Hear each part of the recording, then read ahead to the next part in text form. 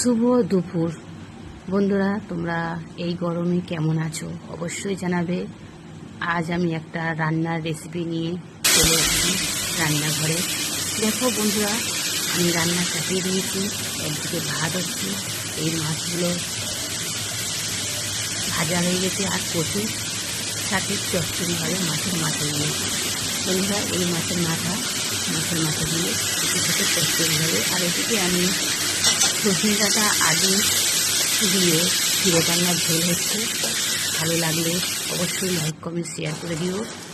আর এদিকে চচ্চড়িটা চাপিয়ে দিয়েছি, কচু শাক সিদ্ধ করে নিয়েছি, মাছের মাথাগুলো ভেজে গুঁড়ো করে রেখে দিয়েছি, মাছের ঝোল চাপিয়ে দিয়েছি, মাছগুলো ঝোলের মধ্যে দিয়ে দিচ্ছি।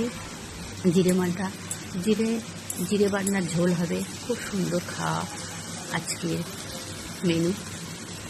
কার কার ভালো লাগে অবশ্যই কমেন্ট করে জানাবে।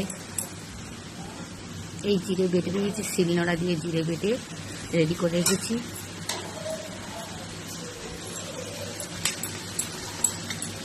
আমাদের কচু শাকের চচ্চড়ি হচ্ছে।